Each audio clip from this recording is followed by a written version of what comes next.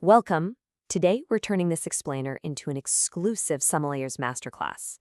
So go ahead and grab a glass of water or, something a bit more interesting because we are diving headfirst into a highly technical tasting of 3 absolutely world-class white wines.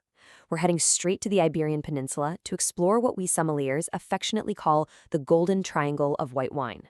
We're going to analyze the structure, the phenolics, the acidity, and the true aging potential of these incredible grapes. For decades, the global wine market was frankly obsessed with what we like to call the Chardonnayization or even Cabernetization of wine. It was all about standardizing flavors, planting the exact same French grapes absolutely everywhere, and masking everything with heavy oak aging. But Spain and Portugal did something incredibly brave. They rebelled. They completely resisted planting those international grapes and instead fiercely protected their indigenous, ancient vines. And by doing that, they preserved a genetic gold mine, creating these authentic, terroir-driven white wines that perfectly translate the extreme soils and climates of their homeland straight into your glass. Here's our tasting menu for today's explainer. We'll start with the White Revolution, move on to Verdejo, then Albariño, hit Antão Vaz, and wrap it all up with a full technical breakdown. Section 1. The Iberian White Revolution, Breaking the Global Homogenization of Wine. Section 2. Verdejo, Altitude and Structure, the Continental Soul of Rueda, Spain. We're kicking things off right in the heart of the Spanish Meseta Central. It's this high-altitude plateau with a frankly brutal continental climate. We're talking freezing winters and incredibly arid, scorching summers. To survive out here, a grape needs serious resilience. And exactly how Verdejo thrives in the Meseta is practically a masterclass in adaptation. First off, the soil is pure gravel. It drains water instantly, which forces the vines to dig massive, deep root systems just to find moisture, and that pulls up an unbelievable mineral complexity. Second, the intense high-altitude daytime UV radiation forces the grapes to grow incredibly thick skins, which is exactly where all our flavor precursors live. Third, the temperature totally plummets at night, acting like a natural refrigerator that locks in the grape's natural malic acid. And finally, because of all that daytime heat, these grapes are almost universally harvested in the dead of night, sometimes below 10 degrees Celsius, just to prevent any premature oxidation before they even hit the winery. All of this stress creates a highly structured, complex wine with a really vibrant backbone of acidity. Now, an absolutely crucial concept to grasp here is noble bitterness, or what they call amargor final. When you take a sip of a truly great Verdejo, right at the very end of the sip, you're going to catch this distinct hint of fennel, anise, or maybe green almond. In the sommelier world, this subtle, elegant bitterness is highly prized. It's a highly desired phenolic trait. It cleanses the palate, dries out the finish, and elevates Verdejo from just a simple, fruity patio wine into a serious, structured, age-worthy bottle that practically demands to be paired with food. So, what does this all mean for the dinner table? Well, thanks to that acidity and noble bitterness, Verdejo is essentially a culinary peacemaker. It can easily handle notorious wine enemies. Take grilled asparagus or artichokes, right? Their sulfurous compounds usually make wine taste metallic or weirdly sweet. But Verdejo's urban notes and acidity tame them perfectly. It also slices right through the intense high acidity of a Peruvian leche de tigre and a fresh ceviche. And it beautifully handles the complex sweet, sour, and spicy interplay you find in Thai and Vietnamese cuisine. Section 3. Albariño, or as it's known across the border in Portugal, Alvarinho, Atlantic salinity, the granite queen of Galicia and Minho. Leaving that dry, scorching plateau behind, we're heading over to the extreme northwest coast. This is a region defined by relentless rain, heavy humidity, and the wild Atlantic Ocean. To truly understand this wine, you have to understand the neblina salina, or the saline fog. This constant ocean breeze rolls right off the Atlantic and literally coats the vineyards. So when you taste a coastal Albariño grown on these porous granite soils, you aren't just tasting fruit. You're tasting this mouth-watering, almost tactile salinity. It's an electric, oceanic minerality that just forces you to take another sip. Now here is where it gets incredibly fascinating for us wine professionals. Let's look at 2 totally different expressions of the exact same grape, separated by just a few miles in a river. Over on the Spanish coast in Rías Baixas, you get a pure maritime climate. The resulting wine is nervous, with vertical, cutting acidity, bursting with white flowers and sea salt. But if you move slightly inland to Monsela and Molgaço in Portugal, the mountains block a lot of the rain. The microclimate is noticeably warmer. Suddenly, the Alvarinho develops structured volume, a higher alcohol by volume, and the flavor profile shifts away from sharp citrus into rich, ripe peach and exotic fruits. Same exact grape, entirely different sommelier applications. All right, we need to shatter a massive myth right here, right now. The idea that all white wines just have to be drunk as young as possible. Absolutely not. Albariño has a shocking ability to evolve, very much like a fine German Riesling.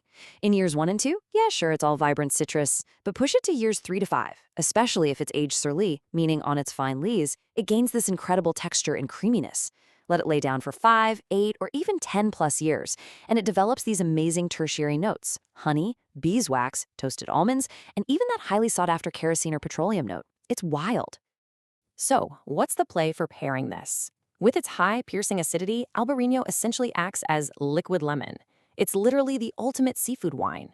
That cutting acidity slices right through the heavy, oily batters of fried calamari, sardines, or Asian tempura, instantly refreshing your palate.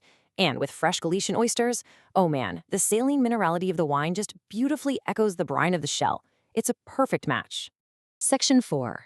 Antão Vaz, Sun and Texture. The resilient heart of Alentejo, Portugal.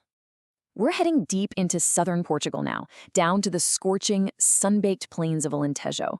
Look, most white grapes would simply cook on the vine down here, losing all their acidity and turning completely flabby. But Antão Vaz miraculously beats the Mediterranean heat. To really get it, we have to talk about how the wine actually feels in your mouth. Think back to that cool climate Albariño. It has vertical acidity. It drives sharp, straight, and fast right down the center of your palate, focused purely on tension.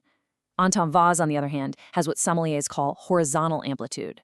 Because of its incredibly thick skins protecting it from the sun, the resulting wine is wide, full-bodied, and unctuous.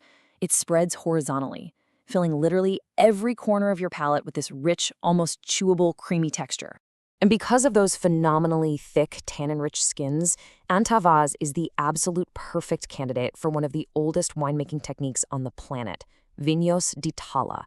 This is an ancient Roman method that is still thriving in Alentejo today, where the juice ferments with its skins inside massive clay amphorae. The clay allows the wine to breathe, and all that extended skin contact creates these deeply complex, tannic, amber-colored orange wines. It's rustic, it's deeply historic, and it is incredibly food-friendly. When you're dealing with a massive, texturally heavy white wine like this, you need rich, heavy food that would honestly crush a lighter white. Think traditional Alentejo pork with clams. The wine's tannins cut the pork fat while totally harmonizing with the seafood. It brilliantly handles the heavy creams and traditional baked cod dishes, pairs seamlessly with gooey, pungent sheep's milk cheeses, and it actually has the tropical fruit weight to stand up beautifully to rich coconut-based Asian curries. Section 5. The Sommelier's Technical Breakdown, Analyzing the Matrix. Let's zoom out and analyze the matrix here, side by side. Look at the tartaric acidity. Albariño is practically off the charts at 7 to 9 grams per liter. That's that sharp, nervous, vertical spine we talked about. Now compare that to Antão Vaz. The acidity drops to a medium level, but look at the alcohol by volume. It jumps right up to 14.5%. That alcohol is exactly what creates that wide, heavy, glyceric mouthfeel. And finally, check out the aging potential. Thanks to its massive acid structure, a high-quality Albariño can easily lay down in a cellar for a decade, constantly evolving. But listen, all of this beautiful structure means absolutely nothing if you serve the wine incorrectly. 8 to 12 degrees Celsius. That is the ideal serving window for these wines. A massive, massive mistake people make is pulling white wine directly from a freezing ice bucket. If you serve these complex wines too cold, you literally freeze the volatile aromatic compounds. You completely kill the floral notes, you mask the amazing texture, and all you're left with is sharp acid. Let them warm up just a touch in the glass so they can breathe and reveal their true identity. And finally, let's talk glassware. It's not just about aesthetics, guys. It is a literal tool of flavor engineering. A standard narrow white wine bowl is perfect for funneling the sharp, fresh acidity and delicate citrus aromas of young Verdejo and Albariño straight up to your nose. But if you're pouring an aged Antão Vaz, or maybe a Verdejo that spent some serious time in oak barrels, you need a wide Burgundy bowl. That wide surface area allows for microoxygenation, which softens the tannins, integrates the oak, and unlocks those incredible tertiary notes of honey and nuts. Which leaves us with one final thought. The world of wine is massive. But man, it is so easy to get stuck in a rut of just ordering the exact same international varieties over and over.